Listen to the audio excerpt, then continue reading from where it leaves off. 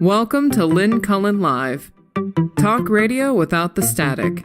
Email your questions and comments to lynncullenshow@gmail.com. And now your host, Lynn Cullen.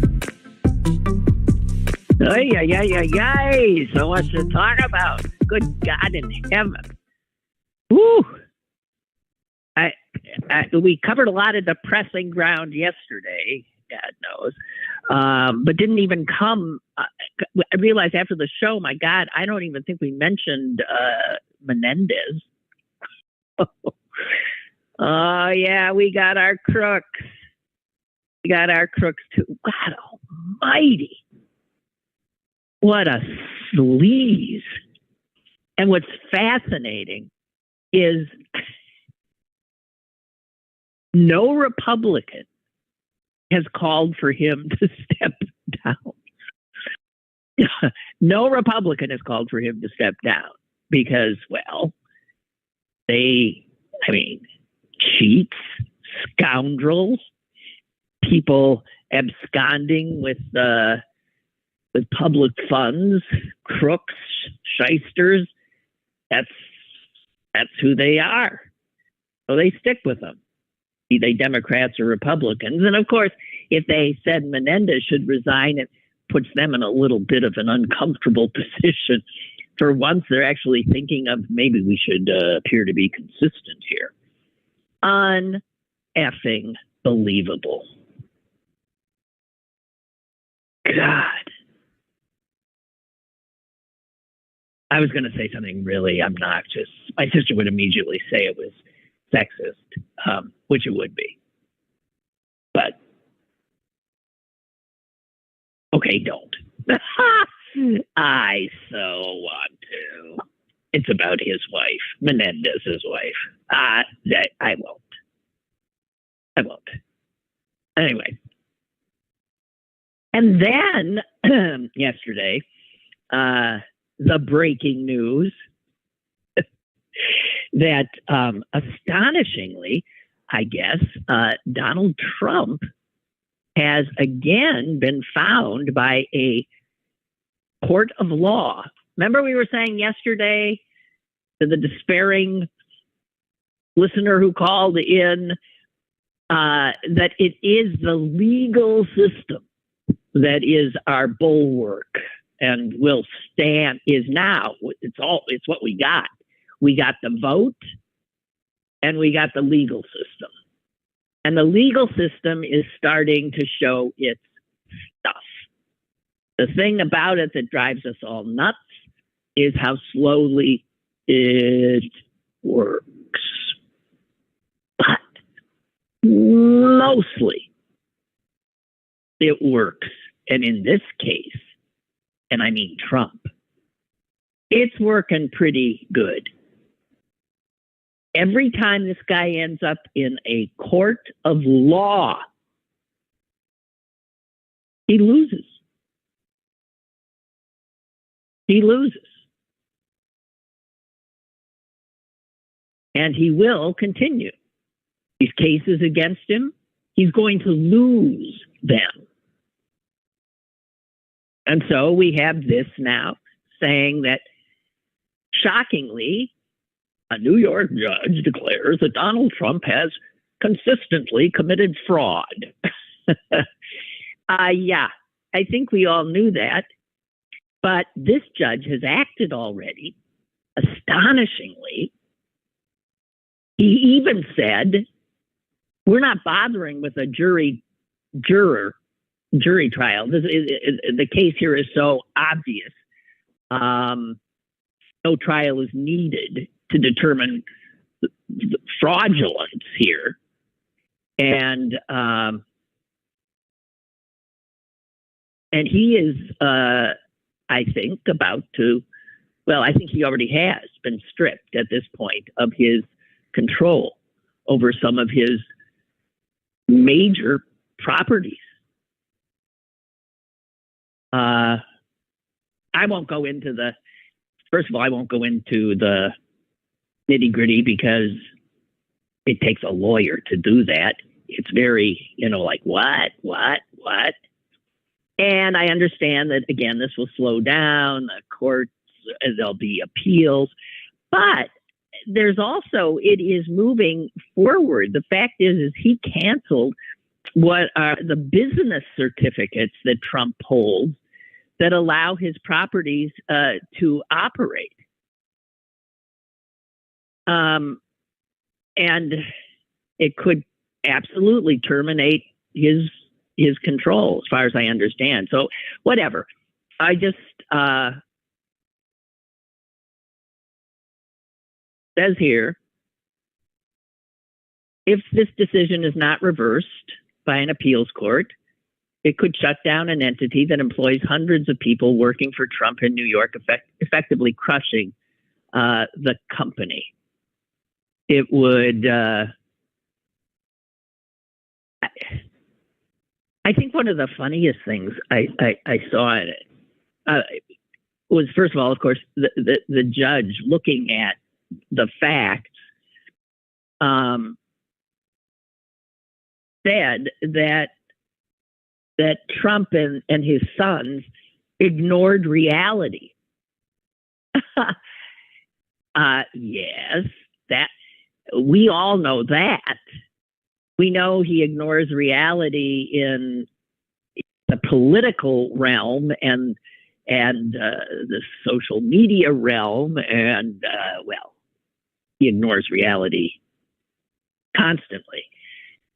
But he also ignored reality in his business dealings, and the judge was quoted as saying, in Trump's world, regulated apartments are worth the same as unregulated apartments. Restricted land is worth the same as unrestricted land. Restrictions can evaporate into thin air. It's a fantasy world. Not the real world. And see, the thing about the courts is the courts do deal with the real world. He said that even in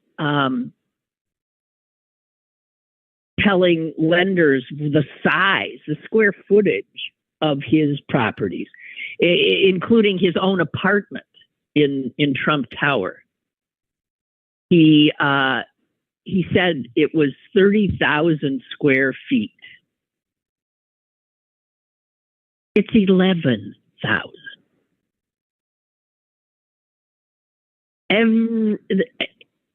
I'll tell you, there is a consistency here to Trump. He never tells the truth. He always inflates and he projects.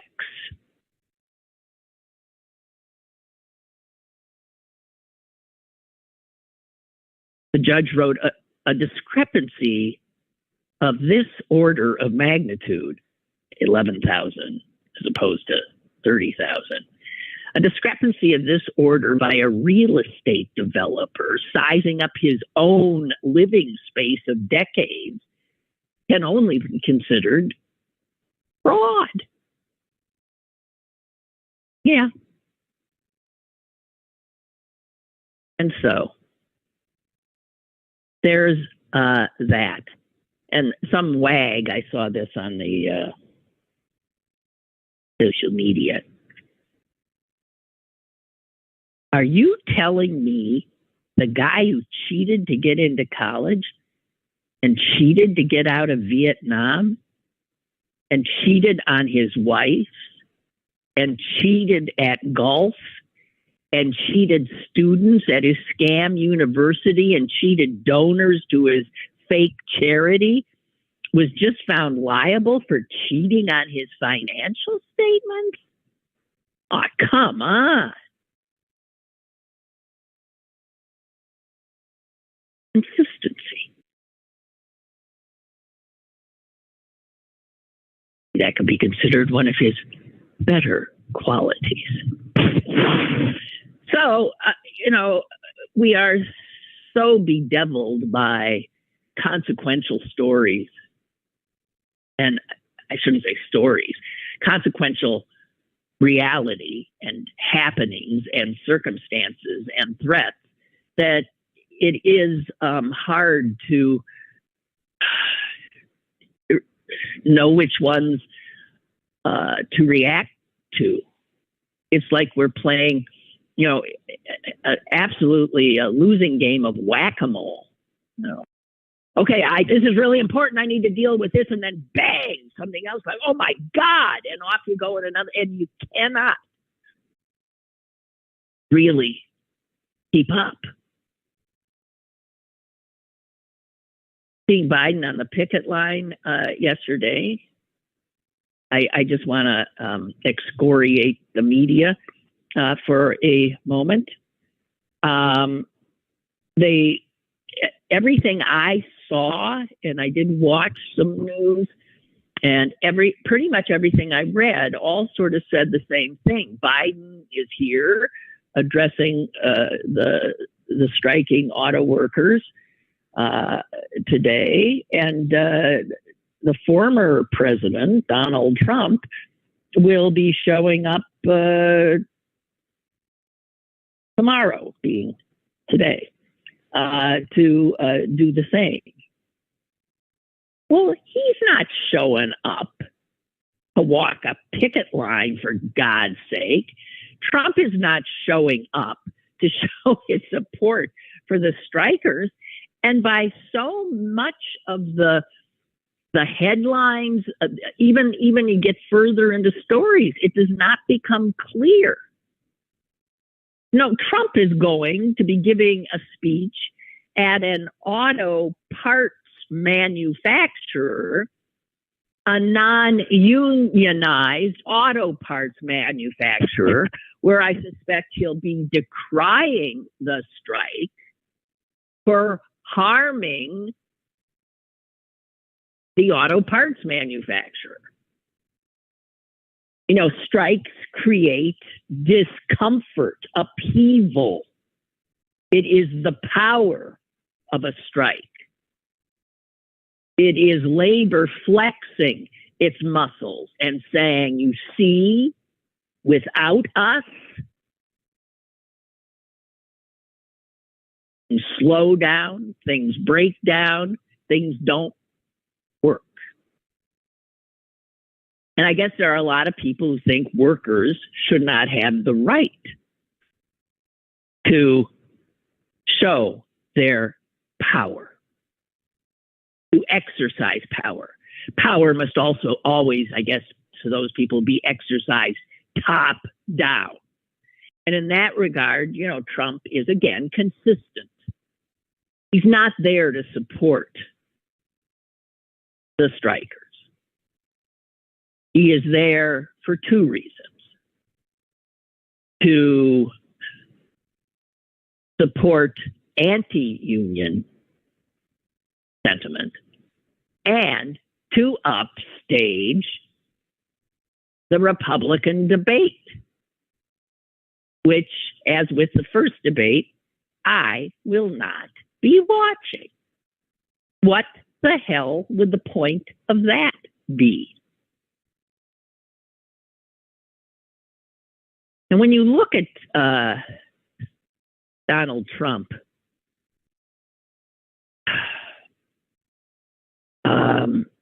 just to remind you of how he values workers.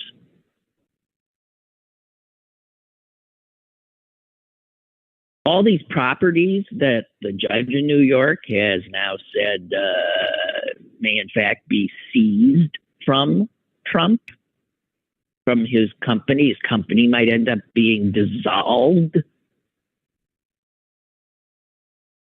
When a lot of those properties were built, let's just talk about Trump Tower. That was built in 1980, and it was where Bonwit Peller, the department store, had stood. And so Trump hired a bunch of foreign, undocumented workers. Okay, or as he would say, I don't know, rapists, murderers, and illegal aliens. Except these guys were white. They were Polish. but they were undocumented Polish workers. He brings them in. He pays them $4 an hour.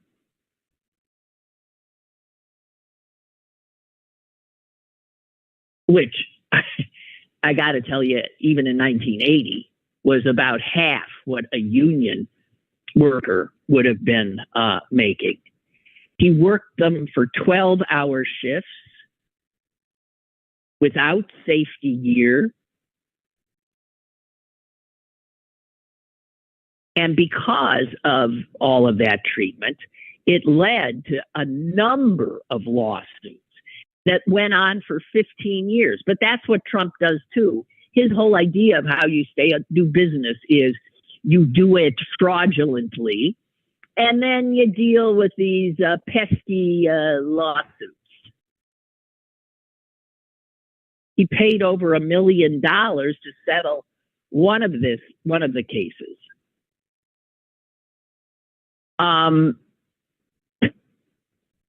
But this little tactic of his is, I think, about to blow up in his face finally. And while we're on the subject of the power of labor and strikes, I have also not acknowledged the apparent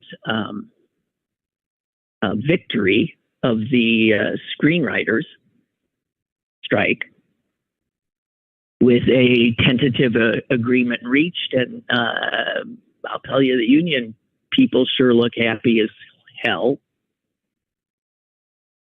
I don't know that the actors wouldn't be far behind, simply because, screenwriters can write, but you can't produce the show until you have actors who act. So I would think that would then follow. So we have seen a lot of successful labor actions, and we're going to be seeing more and more. So you got the UAW out now. You have, and I don't know if you're aware of this, here's another possible biggie: the hospitality workers in Las Vegas. You gotta believe that is a huge union. And if hospitality workers in Las Vegas walk, I don't see how those businesses function at all. They have voted overwhelmingly to authorize a strike. That's one step away from actually doing it. To authorize a strike against all the major resorts along the Strip, which would cripple that city's economy. And Las Vegas is heading into, a huge bunch of major sporting events in the months ahead. You saw how when the Steelers were there just this weekend, how a Vegas team is almost is going to lose home field advantage, I think, a lot. Because if a game is scheduled in Vegas, fans from all over are going to say, hey, let's go to the game, be it a hockey game. I think, what are they going to be getting? Maybe a baseball team. They're going to get them all. Vegas is going to be like the hottest sports city in the world because it has this essential playground.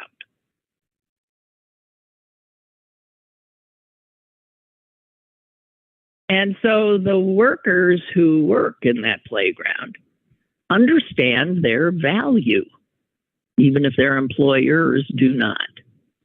And they're seeing that people are going to be raking money in hand over fist here with all of this coming here. and we want our share. So keep your eye on that possibility. And then you've got, on the legal front, you've got the Federal Trade Commission finally remembering that there's a law against monopolies. I remember asking Susan some months ago, didn't there used to be something called like antitrust? Because we are in such a monopolistic economy. And it is an offense to the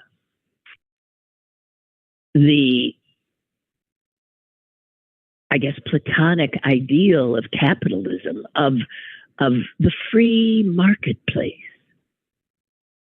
Because in a monopolistic marketplace, the whole idea of capitalism and its competition yielding, better products and lower prices and better service and all of this just is turned on its ear and has been. So it's good news to see the feds. And I worry, though, about their ability, again, in terms of just the feds here are David, if you ask me, to Amazon's Goliath.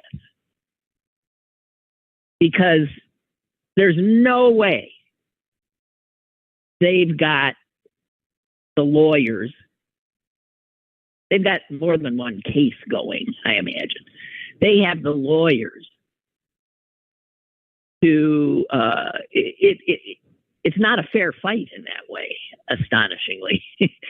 It's, so you got the Federal Trade Commission and you got 17 states, including Pennsylvania, going after Amazon, but I still would maintain they're the David to Amazon's Goliath. But if you just look at the indictment, you see the power of this Amazon, well-named Amazon. And you see, and I see things that I didn't even know that, my God, did you know that they owned, in just the past 3 years, they have bought out a chain of primary care practices. We've talked about this before. You go to a doctor, you have no idea who's really employing your doctor often. It won't say Amazon, but it could be Amazon. And those guys are not into healthcare. It's not their mission. Their mission is making money. And so to see our health care sector, which is so broken, it's, I think, beyond repair. I think it has to be blown up and started all over. You have Amazon now buying up primary care practices through a group called One Medical. They bought Metro-Goldwyn-Mayer. That gives them the James Bond franchise, among a lot of other stuff. They've bought some cloud computing services that power huge areas of the web, and they have a streaming service that obviously competes with that. They're everywhere. And this idea that we can't do anything is, the lie is that Europe is dealing with them too, and Europe deals with them a lot more forcefully, and I'm not sure why they are able to, and we find it so difficult. I really don't understand that. The EU just brokered something with them. I'm looking for it, and of course, coming up empty. No, here it is. The European Union's regulators, accused Amazon of all the stuff that our now Federal Trade Commission is. And Amazon ended up capitulating in part. And they did agree to a settlement in the EU so that if you go on Amazon and you're in Europe, you're not going to see the same page that you would see here. The page you will see in Europe is a little bit more of an actual marketplace. You will see offers from more merchants that will then go to individual product pages. It will not be Amazon elbowing everybody else out.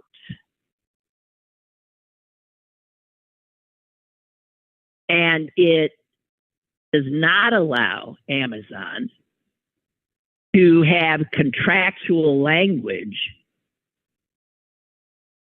which it does here, that stops other manufacturers or merchants from discounting their products elsewhere. I mean, they engage in such bully boy monopolistic practices. Now, whether or not our David, our governments, can go up against this behemoth and win, I don't know. But I sure as hell wish them all the luck in the world.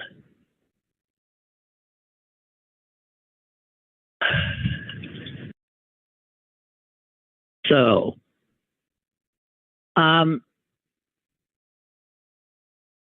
did you see this story? I just found it so heartwarming. The National Cathedral, Washington, D.C. If you've ever been there, it's beautiful. I mean, yeah, you've seen it on TV for sure during huge funerals and stuff, but it has beautiful stained glass windows. Well, two of those beautiful stained glass windows were removed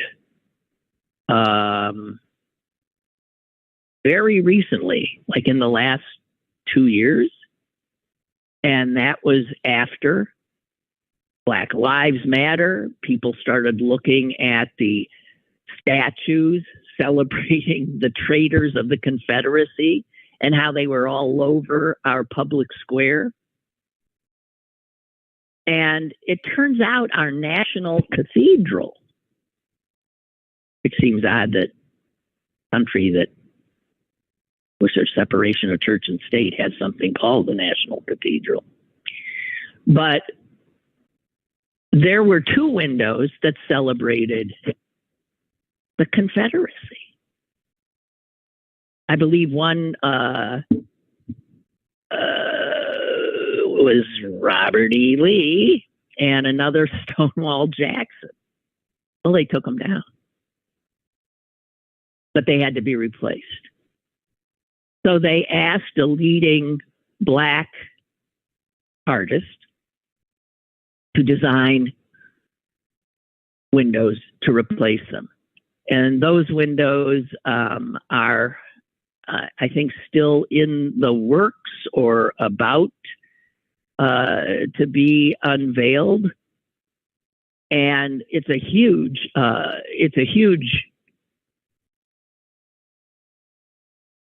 job and takes an extraordinary amount of work for the artist, the guy who deals in the glass aspect, the installation. And the artist in question was a guy named Kerry James Marshall, whose work is all over galleries in this country and in a lot of people's art collections. And he had never done stained glass. His stuff sells for millions and millions of dollars. And when they asked him if he would design these, he not only said yes, but he said, "You need only pay me $18.65.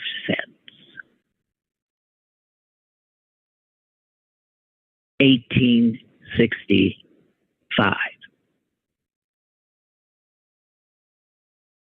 The year that the last slaves were liberated at the conclusion of the Civil War.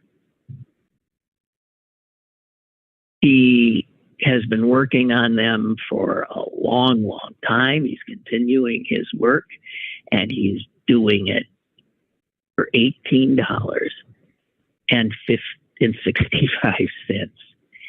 And he says it's a full payment that I can accept as a completely free individual, able to make decisions about myself and the things I do and who I do it for. I am completely free. And that's what the end of the Civil War represents on a lot of levels. Anyway, they're not done yet, but the little bit I have seen, they're powerful. And in this day and age, somebody who could have asked for so much, asking instead for so little, but with such powerful symbolic meaning, is, I think, awesome. Just awesome. And I tip my hat to this man. I have such extraordinary respect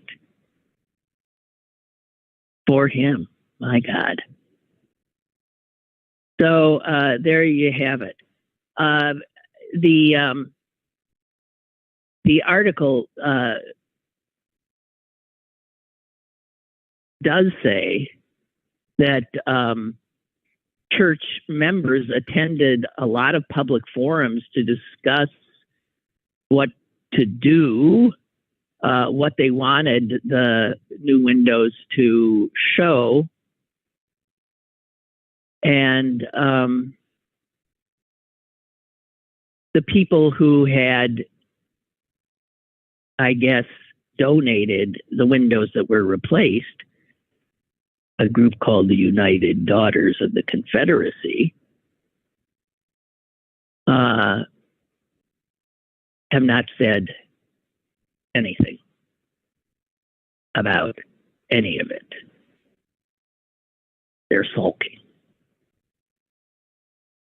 And those windows, the ones celebrating Lee, by the way, and Jackson, were put in 1954.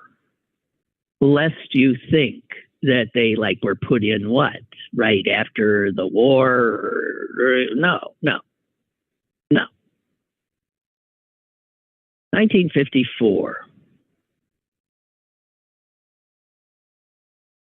So there you have it, a little American history there, and just a wonderful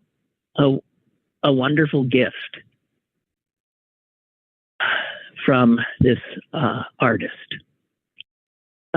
Speaking of artists, there's one on the phone right now that I want to let in for a little while here to talk about some artistic stuff going on here in the city, because it's fascinating stuff and also historic. So art and history come together quite often. An artist's job often is in illuminating history. And so I just want to invite in the artistic director of Prime Stage Theater, Wayne Brinda. Wayne, you there? Here, thank you so much. It's a pleasure to be with you this morning. Thank you. Oh, my pleasure. So, I mean, it is sort of this joining of history and theater, and in this case, Pittsburgh as well. We first want to talk about something that's happening. I guess it's this weekend, right? Right. There are two things that are happening this week. Right. Okay. There's a cemetery. Right. Mm-hmm. Let's just talk about the cemetery. Okay. Okay. Sure. Now we know that Homewood Cemetery is the burial place of a lot of historic Pittsburghers and others, and there are walking tours of it. I know that can be taken because of its extraordinary historic value, and Prime Stage is doing sort of a kind of a walking tour, except there's actors involved. Tell us about the production and some of the characters that whose graves, I guess, we will be at while their lives unfold before us. Sure. Yeah, this is something that was one of our board members, Sue Ann Zerato, came to us and said that, in Elgin, Michigan, I guess, they've been doing this for a while. And she said, it's very, very successful and people really like it. And it's like, well, it's blending history and Pittsburgh and art together.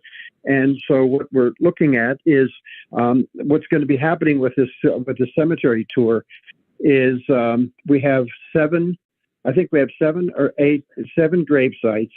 And that people are going to do a walking tour. But what's going to happen is the people of these who are buried there going to kind of like come alive by actors portraying them. And so the people will really get a chance to hear their voices, hear what they want to say, hear things about their lives from them. So it's really going to be quite an experience and quite an experience for the audience, for the audience and for the people. And tell us who's there. So who's going to come alive? Maybe we don't want some of them to come alive. We'll tell them to go back underground. Knowing some of the jerks that are buried up there. So who? Yeah, well, let me see if I can get you the list. Let me see, because Connie, do you have the list of the people? Okay, we'll get you the list of the people. But there's some really interesting one. There's Margaret Boyle Brown, Helen Clay Frick, James Martinez Shoemaker, who is quite a character. James Ross Mellon, Minnie Blanca de Ovis, I guess. I'm not sure how to pronounce her name. She was a countess and a palm reader. But she was a palm reader. She's a palmist and a palm reader, which is really kind of interesting. Mary Flynn Lawrence. And then we also have Dr. Robert A. Woods, who was very interesting because he actually worked with African Americans. And but they're not. They don't have a grave. They don't have an actual grave site, but they're buried with him. So we have Linda Haston, who's our education director, and a really wonderful African American actress who's going to be portraying one of the people that are buried with Dr. Woods as well.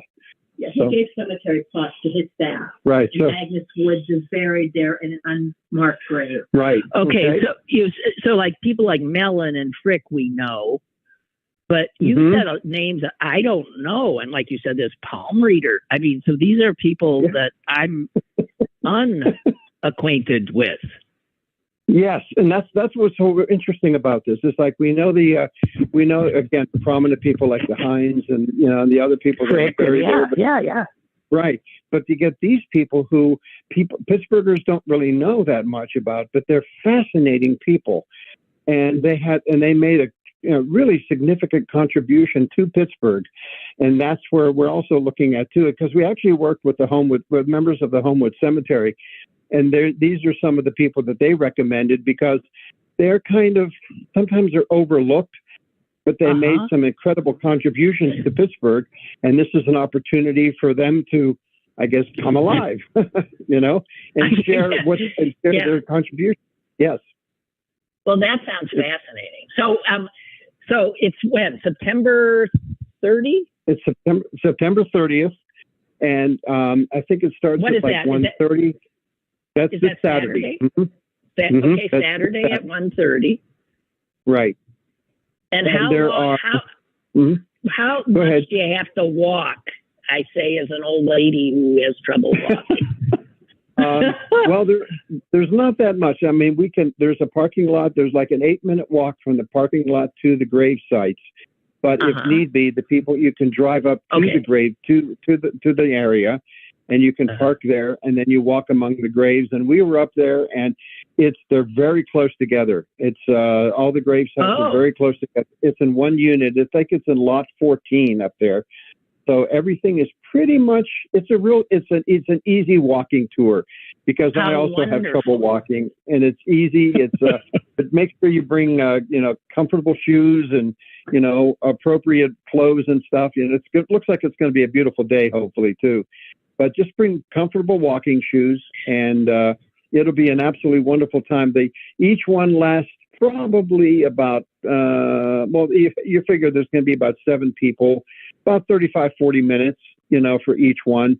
And there are different sections. So there's, one section goes at 1:30, one section goes at like 2:00, things like that. So we have different groups of people coming at different times. So you can go to our website and sign up for the time that you would like to attend. And you can see these people and have a wonderful time. And we'd love to have you there. Oh, that just sounds great. We'd love to have you. I'd love to. Okay, so your website is? Primestage.com. Primestage.com. Saturday, starting at 1:30. Yes. Okay, so you wanted to talk about that. There's another thing, though, that you're doing you're doing the Miracle Worker, which we all know, right, from the movie with Anne Bancroft. And why am I blanking on that child actor? Duke. Yes, exactly. Hattie Duke, wondrous. And that's just a straightforward rendition of that play, right? On a stage, not anywhere strange. No. Okay, but you said you found a Helen Keller Pittsburgh connection that you were unaware of. Yeah.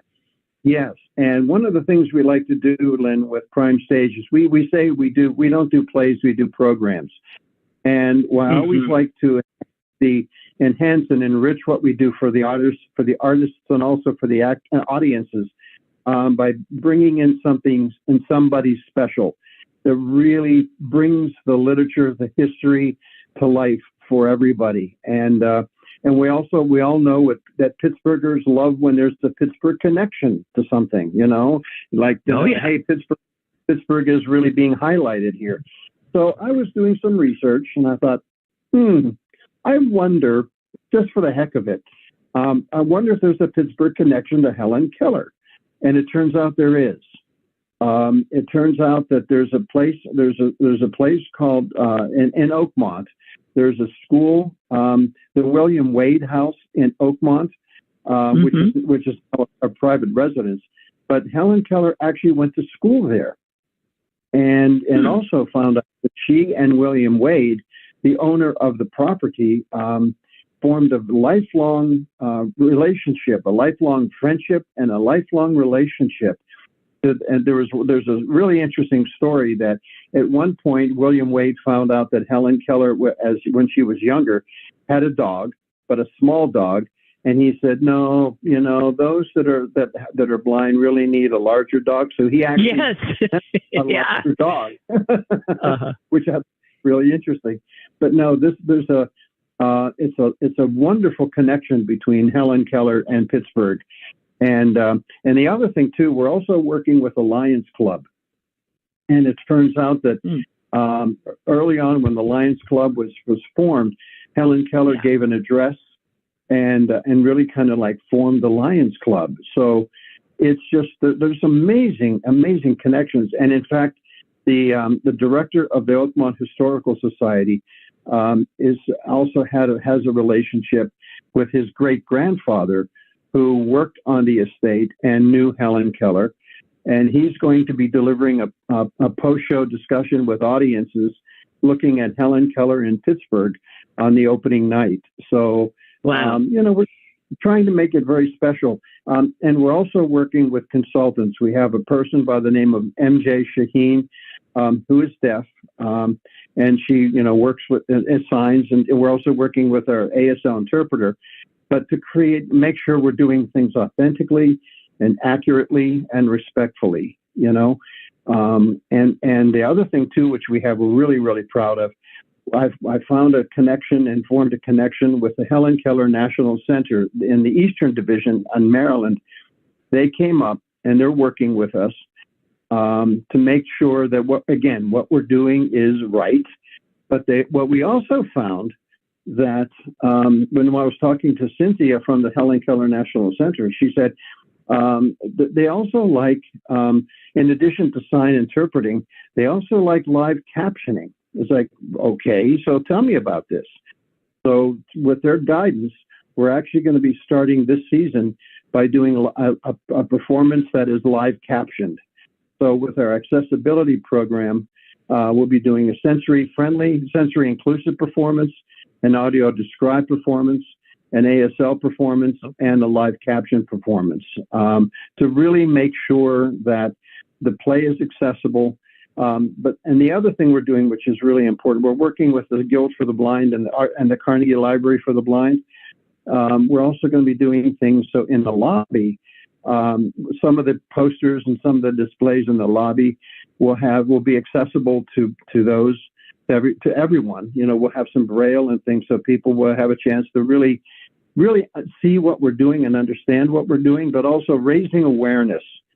For those that are visually and that are challenged, and we're really looking to make sure that we're not just telling. So, in other words, we're not just telling the story, Lynn. We're really using this as an opportunity to raise awareness, to bring audiences into the world of Kate and Annie and Helen, and really, it's like you're saying, we know the story of the miracle worker, but do we really know the perseverance, the determination, the commitment, the love that was in that story?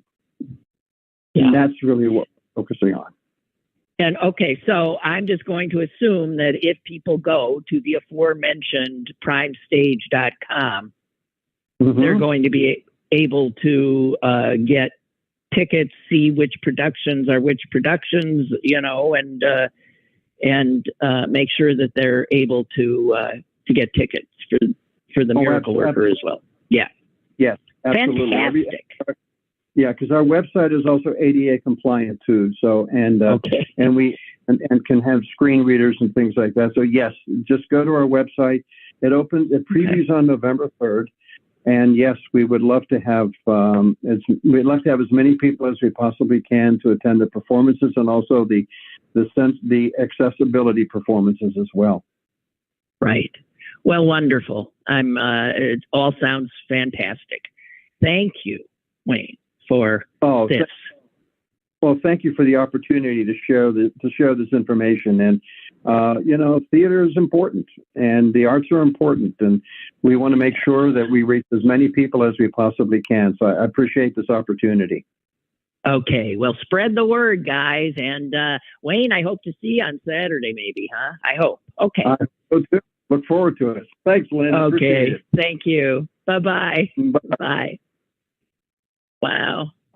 So there's a little a break from our usual horror. That Homewood thing really sounds interesting to me. I was circumspect, very proud of myself here, for not mentioning that I had just heard maybe a month ago. I don't know what I was listening to, It was on, I think I was in my car. I'm driving in my car. And it was about Helen Keller. And it was about a woman who was, like Helen Keller, both deaf and blind, and who had a lot of bones to pick with Helen Keller. And she has become a more controversial figure in this day and age. And I also happened to, although taking something from a woman who overcame what she overcame, I mean, I will always tip my hat to her. I've been saying tip my hat a lot, and I don't even wear a hat. Jeez. The most astonishing thing I remember reading about Helen Keller, which is also a negative, but I think was somewhat explained as her being under the spell of none other than Alexander Graham Bell. You guys, did I talk about that? I think I did once. He took her under his wing, and he was a eugenicist. He firmly believed that people who weren't quite perfect by his his idea of perfection shouldn't live or something. I'm so confused by it, because my God, that would mean that Helen Keller would not have. I'm very confused, and that she was supportive of the eugenics movement for some time, although later she disavowed her earlier. I don't know. She's a much more complicated figure than I'm sure the Helen Keller organization would want you to know, and I find the more controversial aspects of her life fascinating. I really, really do.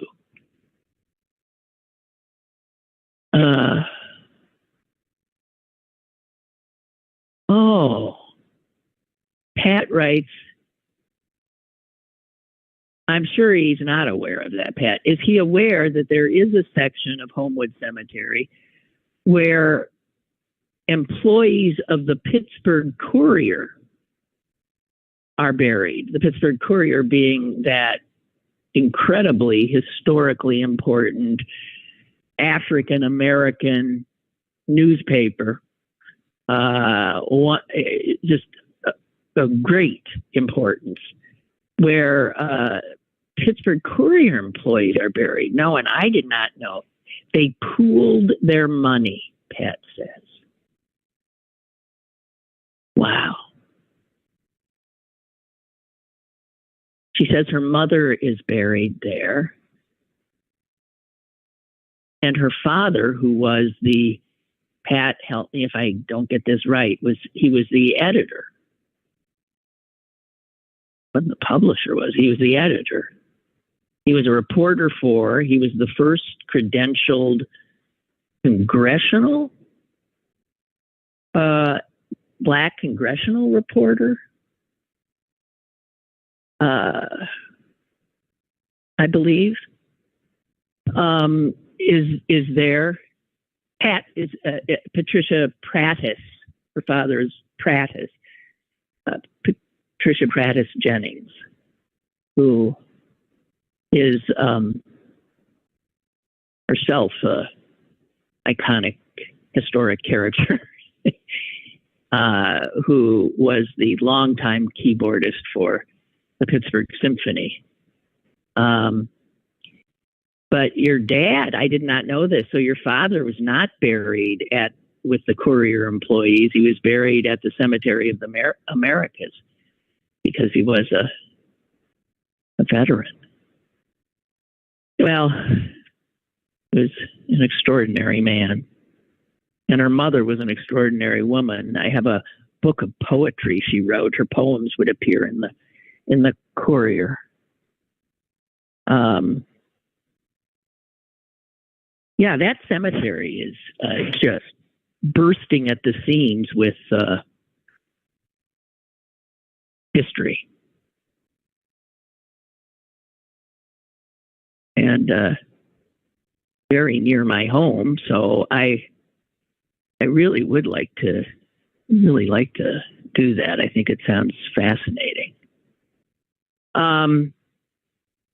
Okay, so there's that. What else do I have here? I have to. There's this great story that came out of WESA, the NPR station here, written by my old colleague Bill O'Driscoll, who used to write for City Paper. So much of our staff wound up as now making up the news organization at WESA, Chris Potter, Bill O'Driscoll. And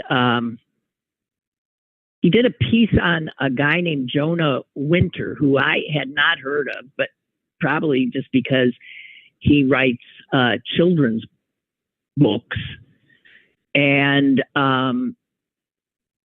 I guess one of his books was banned in a Florida school district. And it was a book about Roberto Clemente. I think I remember like screaming about it. And they banned Roberto Clemente because in telling Roberto's story, the book mentions that he encountered some racism by astonishingly right here in Pittsburgh, Pennsylvania. So Jonah Winter was obviously not happy initially, but then the sales of his book, because of the publicity, went sky high. And he thought, man, getting banned is not a bad idea. Let's get banned some more so we can sell more books. What it does is, and this is what the banners and the suppressors never seem to get straight. If you ban something, you increase its value.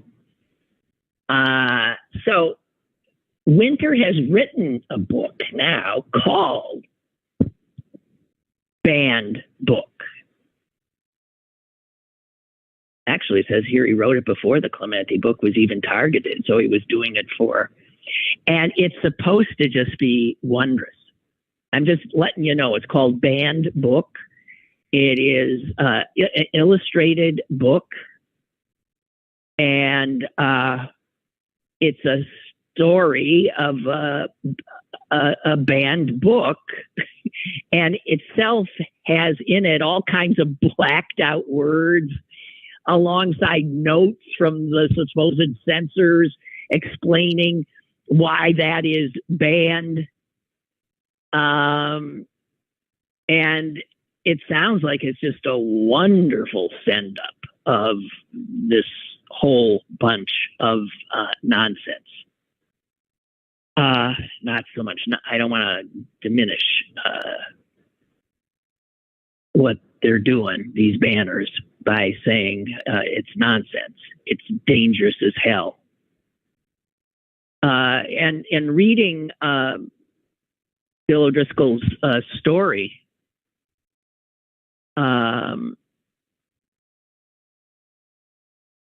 we find out that this author has had other of his books, children's books, suppressed before, including in Pennsylvania, which comes in, by the way, number 3 in states that are banning books. It says Pennsylvania ranked third in the nation.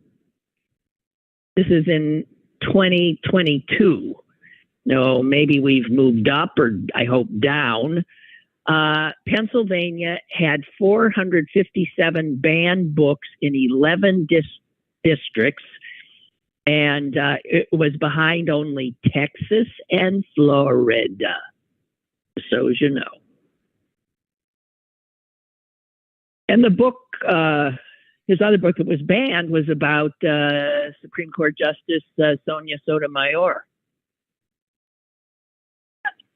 You know, they're always about women or people of color or subject matters of racism or homophobia or any kind of sexual, anything that isn't heterosexual, right?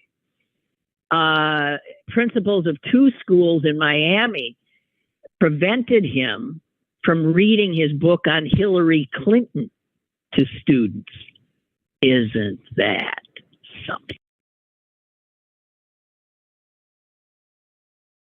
I mean, what possible? She was a first lady. She was the Secretary of State. She was a presidential nominee of the Democratic Party. And this wasn't in 1722. She's still very much alive. And school districts won't let students know of her story? What?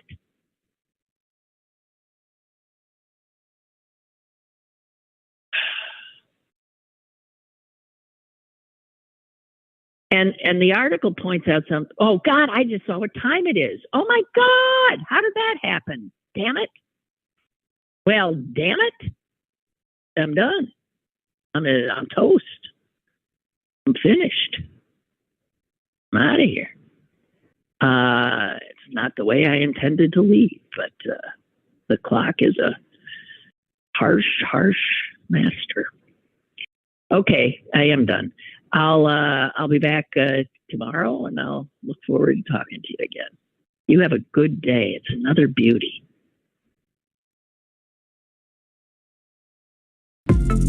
Lynn Cullen Live, Monday through Thursday from 10 a.m. to 11 a.m. and archived at pghcitypaper.com.